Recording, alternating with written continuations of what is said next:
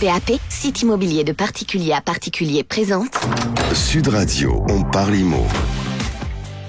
On parle IMO, l'émission 100% immobilier de Sud Radio. C'est la 100e ce matin et c'est avec Marc Ezrati, je sais pas du tout son âge. Et on démarre avec le MAG de la semaine.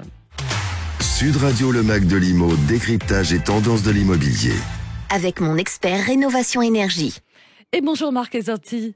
Bonjour, et puis, Laurent Garcia. L'anniversaire alors, oui. à vous et à toute l'équipe. Allez regarder, pour se mettre dans l'ambiance. Hein Ah ouais, sympa, Stevie Wonder. C'est ça.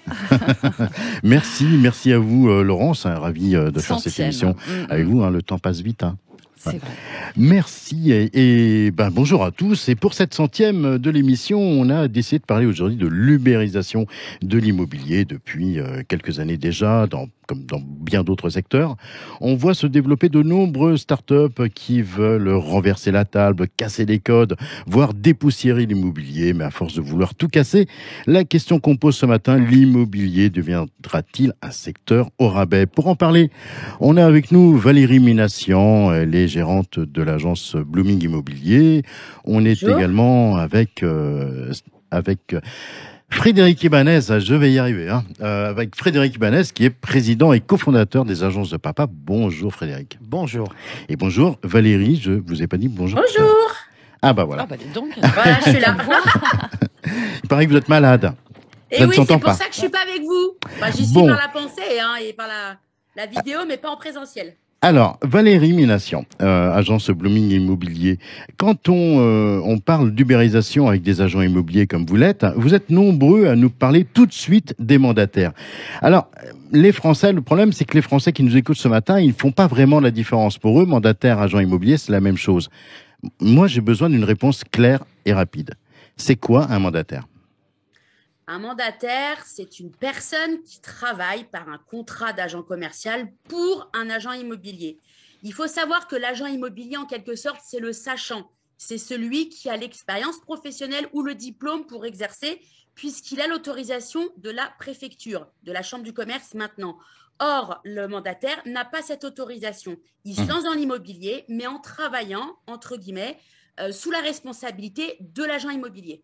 Il y a d'autres différences avec le métier d'agent immobilier, parce que ça reste flou quand même pour beaucoup de gens qui nous écoutent. Le mandataire immobilier, déjà, il doit être inscrit au registre du commerce et à chaque fois qu'il fait une publicité et qu'il se présente, il doit se présenter comme indépendant avec un numéro d'identification. Et la grosse différence, c'est l'expérience. L'expérience, je dirais, juridique, l'expérience immobilière du métier et également l'expérience professionnelle en général. Et c'est ça qui est énorme. Frédéric Ibanez, est-ce que vous pensez que les mandataires, les réseaux de mandataires immobiliers sont un peu à la genèse de l'ubérisation de l'immobilier ? Alors, l'ubérisation en elle-même, qu'est-ce que c'est? Si je vous retourne une question, Marc, quelle est la différence entre le communisme et le capitalisme? C'est une histoire de nuances. Un, c'est l'exploitation de l'homme par l'homme, et l'autre, c'est l'inverse. D'accord. Donc, quelque part, dans ce métier, nous, on a choisi autre chose, c'est la création d'emplois à travers des CDI. Parce qu'on pense que c'est ça l'avenir et qu'il faut miser sur l'emploi. Donc, quelque part, c'est un modèle qui existe. C'est pas un modèle auquel, en tout cas, on adhère pour notre entreprise. Oui, parce que vous, votre entreprise, vous avez plutôt misé sur le contrat à durée indéterminée, le contrat de travail. Complètement. La création d'emplois, on a 120 CDI et l'objectif, c'est de créer de l'emploi stable. Et quelque part, je pense que dans tous ces modèles un petit peu pyramidal, quelque part, l'emploi n'est pas garanti. Valérie Minassian, qu'est-ce que vous reprochez aux justes mandataires, qui représentent quand même 20% de la totalité des transactions immobilières en France ? C'est pas directement aux mandataires que je reproche quelque chose. C'est ceux qui sont au sommet de la pyramide, exactement, qui se gavent et qui envoient de la chair à canon sur le terrain. Vous y allez fort, là. Ah bah oui, j'y vais fort. Parce qu'en fait, eux ont le diplôme, on ne les voit jamais sur le terrain. L'expertise se fait par des formations plus ou moins bien réussies sur des personnes qui sont sur un sujet très concurrentiel, voire même dans certains départements, il y a déjà une concurrence avec les confrères, les réseaux, etc. Mais entre eux déjà, ils s'extirpent les mêmes biens parce qu'il y a une concurrence accrue, parce qu'il n'y a pas de filtre qui est fait sur le même territoire. Et donc, ce sont ces personnes-là qui sont mises en avant. Il y en a de plus en plus. pour enrichir par la cotisation mensuelle qui est entre 150 et 300 euros par mois, ceux qui sont au-dessus de la pyramide. Mais il y en a plein, comme les avocats qui prêtent serment tous les ans, qui vivent sous le seuil de pauvreté. Voilà. Il y a un moment donné, qu'on veuille travailler avec des agents commerciaux, oui, mais que ce soit de la chair à canon qu'on exploite pour s'enrichir, je ne suis pas d'accord avec ce principe-là. Frédéric, les réseaux de mandataires gagnent encore du terrain sur un marché de l'immobilier en pleine mutation. Mais est-ce qu'ils gagnent vraiment leur vie et est-ce qu'ils peuvent perdurer ? Alors, je répondrai tout simplement, prenez les chiffres d'affaires que fait une société et divisez-le par le nombre d'adhérents. Ça vous donnera tout simplement le chiffre. Maintenant, c'est des réseaux qui fonctionnent, c'est des réseaux qui, en tout cas, ont changé les choses, parce que quelque part, par rapport aux agences immobilières, il y a une reversion qui est meilleure, mais pour l'instant, ça ne donne pas de plus de pouvoir d'achat aux clients. Nous, on vise le client et on pense que concrètement, aujourd'hui, ça doit retomber dans la poche du client avant tout. Valérie Minassian, Frédéric Ibanez, on ne pouvait pas parler des mandataires sans avoir un représentant d'un réseau de mandataires. On aura le plaisir de l'avoir tout à l'heure. Dans quelques minutes, on aura le plaisir d'avoir le patron de l'un des réseaux de mandataires immobiliers les plus importants en France. Merci beaucoup Marc. Et puis on se retrouve dans quelques instants avec donc vos invités pour continuer à parler de l'ubérisation de l'immobilier et des mandataires. On se retrouve donc avec Christophe Dupont-Avis qui répondra notamment à Valérie Minassian et Frédéric Ibanez. À tout de suite sur Sud Radio. Sud Radio, le Mac de l'Imo, décryptage et tendance de l'immobilier. Avec mon expert rénovation énergie. On parle IMO, le rendez-vous 100% immobilier de Sud Radio, c'est bien sûr avec Marc Ezrati. Et pour cette 100e édition d'On parle IMO, ce matin, on parle de l'ubérisation de l'immobilier avec Valérie Minassian, gérante de Blooming Immobilier, Frédéric Ibanez, président et cofondateur des agences de Papa, et Christophe Dupont-Avis, directeur général du réseau Efficity, l'un des principaux réseaux de mandataires en France, Marc. Et d'ailleurs, on démarre avec Christophe Dupont-Avis. Bienvenue Christophe. Bonjour Marc. Alors, je ne sais pas si vous avez entendu vos petits camarades il y a quelques minutes évoquer les mandataires immobiliers qui tireraient l'immobilier vers le bas et qui seraient un peu responsables de l'ubérisation de la profession. Alors, mon petit doigt me dit que vous ne partagez absolument pas ces points de vue. Absolument pas. Comme je partage pas ce point de vue. Alors déjà, alors j'ai pas entendu ce qui a été dit auparavant, mais moi je crois vraiment à la coexistence avec la complémentarité des modèles. De quoi on parle ? On parle des réseaux de mandataires qui sont des indépendants qui se fédèrent dans des réseaux. Et l'indépendance dans l'immobilier, c'est pas nouveau, car déjà beaucoup d'agences traditionnelles comme celle de Valérie emploient des indépendants, donc c'est quelque chose qui est pas nouveau. Et puis un point important, c'est qu'à la fin de la journée, c'est le client qui choisit. Et les réseaux de mandataires sont passés de 0 à plus de 20% de part de marché en quelques années. Et donc on accepte ou pas, en fait, on fait partie de manière forte du paysage de l'immobilier et avec des clients qui nous choisissent tous les jours. Alors ils nous choisissent pour plein de raisons. Ils nous choisissent parce que ça marche, parce que les mandataires assurent un service de qualité adapté au mode de consommation, qui est beaucoup plus digital et avec des commissions un peu moins élevées. Donc je pense que c'est pas les agences de Papa. Christophe Dupont-Avis, Valérie Minassian évoque un système pyramidal qui ne profiterait qu'aux têtes de réseau. Qu'est-ce que vous lui répondez ?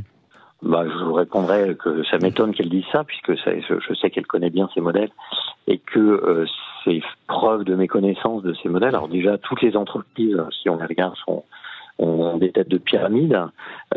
Donc on n'est pas du tout en fait dans une pyramide qui est contestée par la loi, qui serait une pyramide de Ponzi. Là, en fait, on est face à des entrepreneurs qui créent leur réseau. Et alors, bien au contraire, alors Valérie, sachez que pourquoi en fait ça marche aussi, c'est parce que le modèle de rémunération des agents chez les mandataires est bien différent de celui des agences traditionnelles qui vont rémunérer en moyenne 25 à 40% leurs mandataires. Attendez, c'est 70 à 80%. Valérie Minassian, je vous laisse réagir, mais juste avant, j'ai une... je vous laisse réagir juste après la prochaine question que je fais à Christophe. Christophe, comment vous expliquez que les mandataires gagnent autant de parts de marché en immobilier ? C'est quoi votre recette ? Je pense qu'en fait, ce que justement, je pense, ne perçoivent pas forcément les agences traditionnelles, c'est que la disruption, elle se fait au niveau de la production. Donc en fait, c'est parce que déjà il y a un courant de la société qui va vers l'indépendance, donc qui sort du salariat vers l'indépendance, avec une volonté de créer des entreprises. Donc on a beaucoup de candidats en fait qui font montre d'une super capacité à transformer leur vie professionnelle, et donc l'immobilier permet de le faire. Ouais. Et ça, c'est permis aussi parce que le mode de redistribution des revenus est bien plus généreux dans les réseaux de mandataires que dans les réseaux d'agences traditionnelles. Mais ce sont deux modèles différents. Christophe, donc en fait, j'entends bien. Vous avez comparé, mais je voudrais, Valérie, 20 secondes de réaction à ce que alors, vous ça va répondre. être très simple. Déjà, moi, effectivement, j'ai des agents commerciaux, j'en ai 5. Je n'excéderai pas 10 agents commerciaux, ce qui n'est pas le cas de certains réseaux. Il y en a 10 000 sur une carte ou 2 cartes. De 2, mes agents, je les rémunère 70%, ce qui n'est pas 25 ou 50. De 3, le modèle, effectivement, a son succès, mais 10 000 personnes à gérer avec les annonces que je vois parfois, les erreurs juridiques énormes, il y en a un quart sur la totalité qui effectivement sort du lot. Frédéric Ibanez, le mandataire, c'est un concurrent pour des agences comme les vôtres? Pareil, 20 secondes. On n'a pas du tout le même modèle. Nous, on a une commission fixe déjà de 2 000 € payés au résultat. On privilégie le mode vraiment, on souhaite salarié et en CDI, et les mandataires, historiquement, c'était les concurrents des agents immobiliers. Ouais. Voilà. Donc ça c'est pas du tout nos concurrents, et les notaires ont été les concurrents des agents immobiliers aussi. Tout le monde a été leur concurrent, que ce soit des agences de papa, PAP ou toute entreprise. Donc finalement, je le redis encore une fois, il y a de la place pour tout le monde. Et l'objectif, c'est de tirer au mieux chacun son épingle du jeu et que le client soit gagnant avant tout. Merci Exactement. À tous les trois, Valérie Minassian, Blooming Immobilier, Frédéric Ibanez, comme vient d'entendre, les agences de papa, et on a eu le plaisir également d'entendre Christophe Dupont-Avis, Efficity. Très bon week-end à tous les trois et très bel anniversaire à tous. Allez, c'est l'heure de retrouver le journal de l'IMO. Sud Radio, on parle IMO, le journal. Avec gardienrecrute.com, le site de recrutement 100% gratuit dédié aux gardiens et employés d'immeubles. Et Marc, on commence ce journal avec une drôle d'histoire, la lettre d'un agent immobilier qui a choqué la famille d'une propriétaire qui venait de décéder. Un directeur d'une agence La Forêt de Saint-Brévin-les-Pins, c'est en Loire-Atlantique, a envoyé récemment une lettre à la famille d'une propriétaire décédée pour lui proposer ses services. S'il souhaitait, la famille souhaitait vendre la maison de la défunte. Choquée, la famille a publié la lettre sur Twitter. Le réseau La Forêt a immédiatement réagi et présenté ses excuses. L'agent immobilier sera prochainement convoqué par le réseau et pourrait être sanctionné pour avoir enfreint des règles déontologiques. Et puis une autre histoire, une petite commune du Cher qui vend une maison à seulement 1 €. Et oui, c'est la mairie de Saint-Amand-Montrond, c'est dans le Cher, qui a mis en vente une maison dont elle était propriétaire depuis 6 ans à seulement 1 €. Alors pour l'acquérir, il faudra être primo-accédant, s'y installer en résidence principale et la rénover entièrement. La mairie sera très vigilante sur le profil et les motivations des futurs acquéreurs qui ont jusqu'à la fin de l'année pour déposer leur dossier. Et puis on termine, Marc, avec une offre d'emploi que vous avez sélectionnée sur le site de notre partenaire gardienrecrute.com. Une copropriété de 21 lots située à Paris dans le 16e arrondissement recherche un gardien ou une gardienne d'immeuble. Vous justifierez d'une expérience significative sur un poste similaire. Vous êtes autonome et dynamique. Ce poste en CDI est fait pour vous. Rémunération 1 186 € par mois. Vous bénéficierez également d'un logement de 30 mètres carrés. Pour retrouver cette offre et toutes les autres, gardienrecrute.com. Merci beaucoup Marc. Allez, on poursuit, on parle IMO avec tout de suite l'instant Réno, et c'est bien sûr avec Céline Chailly. Bonjour Céline Chailly, rédactrice en chef à Maisons et Travaux. Bonjour Marc. Aujourd'hui, nous allons parler précarité énergétique, car tous les ans, à l'approche de l'hiver, le constat est le même. On se rend compte que de nombreux ménages français ont froid dans leur logement. Et pour en parler aujourd'hui, j'accueille Katia Léal. Bonjour Katia, vous êtes responsable communication, mon expert rénovation énergie. Alors Katia, le 10 novembre a lieu la journée nationale contre la précarité énergétique. C'est quoi la précarité énergétique ? Eh bien, la précarité énergétique, c'est la difficulté, voire l'incapacité à pouvoir chauffer correctement son logement et à un coût acceptable. Ces ménages consacrent plus de 8% de leurs revenus pour leur chauffage et l'eau chaude. Les Français ont de plus en plus de mal à payer leurs factures et se retrouvent bien souvent à devoir faire des arbitrages sur leur consommation d'énergie. Ne pas chauffer certaines pièces, boucher les aérations pour éviter de sentir le froid entrant. Mais ça a des conséquences sur le logement, comme le développement de l'humidité et des moisissures. Sans parler des conséquences sur la santé des occupants, c'est atroce. En France, il y a encore 3,5 millions de ménages qui sont en situation de précarité énergétique. Le 10 novembre, c'est la journée nationale contre la précarité énergétique et il nous semblait important de parler de ces foyers qui, en période de froid, vont rencontrer de grandes difficultés. Mais des solutions existent et des aides aussi. La rénovation énergétique d'une passoire thermique aura un impact positif et immédiat sur la facture d'énergie. En isolant correctement votre logement, vous empêcherez le froid de rentrer et la chaleur de sortir. Merci Katia. Du coup, on a bien retenu la date le 10 novembre 2021. Alors, juste une dernière info, Marc, avant de se quitter. Si vous envisagez de rénover votre cuisine, je ne sais pas, c'est peut-être le cas, sachez qu'un fabricant français vient de lancer une cuisine zéro déchet. Alors, qu'est-ce qu'elle a, cette cuisine zéro déchet ? Eh bien, elle est formidable parce qu'elle est fabriquée à partir de matériaux recyclés. Elle intègre des bacs à compost, un mini potager et puis un légumier. Voilà. Ah, super. Merci beaucoup Céline Chailly. Puis on vous dit à la semaine prochaine. À la semaine prochaine. Vous la trouvez super, cette cuisine. Bon, on se retrouve dans quelques instants, Marc, bien sûr, pour la suite jusqu'à 10h. Vous serez avec Laetitia Caron, directrice générale du groupe PAP pour le coaching IMO. À tout de suite sur Sud Radio. Sud Radio, on parle IMO. Et c'est la suite d'On parle IMO avec vous, Marc Ezrati, jusqu'à 10h. Et vous êtes là avec Laetitia Caron, directrice générale du groupe PAP pour le coaching IMO. Bonjour Laetitia. Marc. Alors cette semaine, on s'intéresse à un service qui se développe depuis 1 an ou 2. Il s'agit du coaching IMO. Première question, ça s'adresse à qui ? Alors Marc, en fait, le coaching, ça va s'adresser aux propriétaires qui souhaitent être accompagnés par un professionnel dans leur processus de vente, mais qui ne veulent pas forcément passer par une agence immobilière ou un mandataire parce qu'ils ne veulent pas payer de commission. C'est donc une troisième voie entre un mandat confié à un intermédiaire et la publication d'une simple annonce sur Internet. Et effectivement, c'est une solution qui se développe de plus en plus et qui rencontre beaucoup d'adeptes. Laetitia, selon vous, qu'est-ce qui explique cet engouement pour le coaching immobilier ? Bien, en fait, c'est une solution qui offre un excellent compromis. Vous vendez seul puisque vous ne faites pas appel à un intermédiaire immobilier, quel qu'il soit, donc vous n'aurez pas de commission à payer. Mais pour autant, vous n'êtes pas complètement seul puisque vous disposez de l'aide d'un expert tout au long du processus de vente. Il est là pour vous aider, répondre à vos questions et vous conseiller sur votre stratégie de vente. Pour résumer, c'est comme si vous achetiez un meuble dans une célèbre enseigne suédoise. C'est à vous de le monter, c'est pour ça que ça coûte moins cher. Sauf que là, avec le coaching, il y a quelqu'un qui vous dit comment faire sans que vous ayez à vous farcir la notice et que vous soyez obligé de tout redémonter parce qu'à la page 4, vous êtes trompé de vis. Mais c'est quoi la différence entre un coach et un agent immobilier ou un mandataire ? Alors, l'agent ou le mandataire, en fait, vous allez leur confier un mandat pour qu'ils vous trouvent un acheteur. Pour y parvenir, ils vont faire de la publicité autour du logement, réceptionner les appels, organiser les visites. C'est un service complet, mais il a un coût. Il est facturé en moyenne autour de 5% du prix de vente, soit environ 15 000 € pour un bien d'une valeur de 300 000 €. Avec un coach, vous allez faire une partie vous-même du travail. En gros, c'est les visites. Et c'est pour ça que c'est nettement moins cher. Par exemple, chez PAP, un coaching IMO, c'est 690 €. Le coach, c'est un expert de l'immobilier qui connaît le marché, les questions juridiques et qui peut vous aider sans intervenir directement dans le processus de vente. Laetitia, je vous interromps quand même parce qu'on en a parlé plusieurs fois dans cette émission. Il existe maintenant des agences, low cost, néo-agences, qui proposent des honoraires très éloignés des 15 000 € que vous évoquiez. Oui, c'est vrai, Marc. On trouve des offres qui démarrent à 2 000 €, agence de papa par exemple. Mais dans ce cas, vous faites également une partie du travail puisque c'est à vous de faire les visites. Donc, à y regarder de plus près en termes de prestations, ces offres sont assez proches d'un service de coaching IMO, sauf qu'elles sont vendues beaucoup plus cher. Parce que même avec un premier prêt à 2 000 €, quand on est presque 3 fois plus cher que 690 € que j'évoquais à l'instant, ça reste plus cher.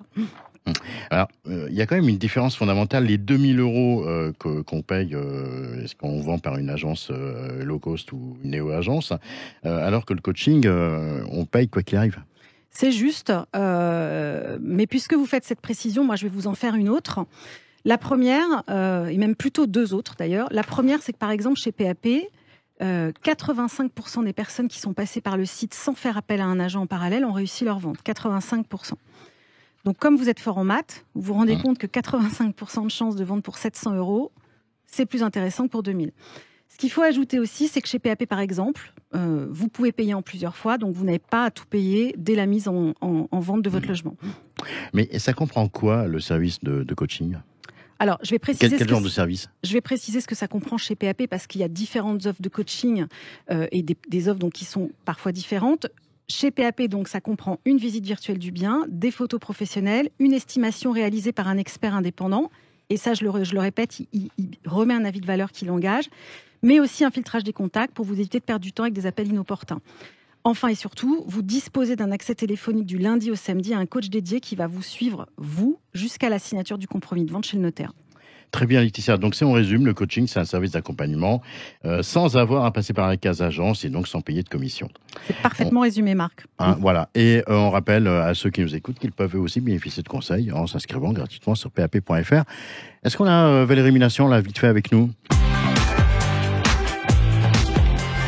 Oui. Valérie Mination ? Oui. On vous retrouve rapidement, en 30 secondes, le bien coup de cœur. Vous nous le présentez, je crois que vous nous emmenez au Lila. Tout près de Paris. Exact. 7e et dernier étage, un immeuble années 70 avec un balcon, 70 mètres carrés sans vis-à-vis lumineux, 3 chambres, une cuisine, un appartement intégralement refait à neuf, là très très récemment, et au pied du futur métro Serge Gainsbourg, pour le prix de 470 000 € honoraires d'agence inclus. Merci Valérie Mination. C'est parking images. Aussi. Merci à vous. Merci Valérie. Les images de ce bien, on les retrouve sur les réseaux sociaux de Sud Radio dès la fin de l'émission. On peut aussi appeler le standard de Sud Radio 0826 300 300. Allez Marc, c'est l'heure de retrouver le 48 secondes pour convaincre. Et bien sûr, c'est avec Frédéric Fougera. Sud Radio, on parle IMO, les 48 secondes. Avec Techway by Foncia pour vivre dans un environnement sûr et sain. Bonjour Frédéric Fougera, directeur de la communication du groupe Foncia. Frédéric, on parle de plus en plus de bail mobilité. Pouvez-vous nous en dire plus sur ce mode de location court ? Bonjour Marc. Eh bien la réponse est dans votre question, puisque le bail mobilité est en fait pour les propriétaires bailleurs qui trouvent le bail classique de 3 ans trop long. Mis en place à la faveur de la loi Elan, le bail mobilité se distingue des baux traditionnels par une durée réduite comprise entre seulement 1 à 10 mois. Attention, ce bail ne peut pas être renouvelé. Enfin, faire signer un bail mobilité à un locataire empêche le propriétaire de lui réclamer un dépôt de garantie. Mais si le locataire est éligible au dispositif Visal, les impayés de loyer seront garantis, ainsi que les frais de remise en état du logement si celui-ci venait à être dégradé par le locataire. Comme son nom l'indique, le bail mobilité s'adresse aux locataires mobiles, c'est-à-dire aux personnes susceptibles de devoir déménager pour des raisons professionnelles, étudiants, personnes en formation, en stage, en apprentissage ou encore travailleurs intérimaires ou en mission. Et puisqu'un bail mobilité ne peut concerner qu'une location meublée, rappelons que celle-ci doit contenir un couchage, un lit ou un canapé-lit, une couette ou une couverture, une table et des chaises, des étagères de rangement, des luminaires, un four, des plaques de cuisson, un réfrigérateur et un congélateur, de la vaisselle et des couverts et même des ustensiles de cuisine. Voilà Marc, le bail mobilité n'a plus de secret pour vous. Merci Frédéric Fougera et à la semaine prochaine. On rappelle à ceux qui nous écoutent qu'ils peuvent retrouver cette chronique, la 100e, sur la playlist Techway by Foncia sur la chaîne YouTube de Foncia. La 100e, et oui, allez, encore bel anniversaire. Merci Laurence. Avec toute votre bande. On parle IMO sur Sud Radio. On se retrouvera bien sûr le week-end prochain. Et là, vous nous parlerez de la pénurie de main-d'œuvre dans le BTP, la rénovation énergétique. Peut-être pas d'ailleurs. Peut-être qu'on va faire un autre sujet, plus d'actualité, sur la fin des maisons individuelles. Et peut-être qu'on fera la pénurie à un autre moment, mais c'est la surprise du chef. C'est la surprise du chef au gré de l'actualité. Merci beaucoup Marc. Je vous en prie. Allez, à bientôt. Avec PAP, site immobilier de particulier à particulier. Bonjour Céline Chahi, rédactrice en chef à Maisons et Travaux. Bonjour Marc, aujourd'hui nous allons parler précarité énergétique car tous les ans à l'approche de l'hiver, le constat est le même. On se rend compte que de nombreux ménages français ont froid dans leur logement. Et pour en parler aujourd'hui, j'accueille Katia Léal. Bonjour Katia, vous êtes responsable communication, mon expert rénovation énergie. Alors Katia, le 10 novembre a lieu la journée nationale contre la précarité énergétique. C'est quoi la précarité énergétique ? Eh bien, la précarité énergétique, c'est la difficulté, voire l'incapacité à pouvoir chauffer correctement son logement et à un coût acceptable. Ces ménages consacrent plus de 8% de leurs revenus pour leur chauffage et l'eau chaude. Les Français ont de plus en plus de mal à payer leurs factures et se retrouvent bien souvent à devoir faire des arbitrages sur leur consommation d'énergie. Ne pas chauffer certaines pièces, boucher les aérations pour éviter de sentir le froid entrant, mais ça a des conséquences sur le logement, comme le développement de l'humidité et des moisissures. Sans parler des conséquences sur la santé des occupants, c'est atroce. En France, il y a encore 3,5 millions de ménages qui sont en situation de précarité énergétique. Le 10 novembre, c'est la journée nationale contre la précarité énergétique et il nous semblait important de parler de ces foyers qui, en période de froid, vont rencontrer de grandes difficultés. Mais des solutions existent et des aides aussi. La rénovation énergétique d'une passoire thermique aura un impact positif et immédiat sur la facture d'énergie. En isolant correctement votre logement, vous empêcherez le froid de rentrer et la chaleur de sortir. Merci Katia. Du coup, on a bien retenu la date, le 10 novembre 2021. Alors, juste une dernière info, Marc, avant de se quitter. Si vous envisagez de rénover votre cuisine, je ne sais pas, c'est peut-être le cas, sachez qu'un fabricant français vient de lancer une cuisine zéro déchet. Alors, qu'est-ce qu'elle a, cette cuisine zéro déchet ? Eh bien, elle est formidable parce qu'elle est fabriquée à partir de matériaux recyclés. Elle intègre des bacs à compost, un mini potager et puis un légumier. Voilà. Ah, super. Merci beaucoup Céline Chailly. Puis on vous dit à la semaine prochaine. À la semaine prochaine.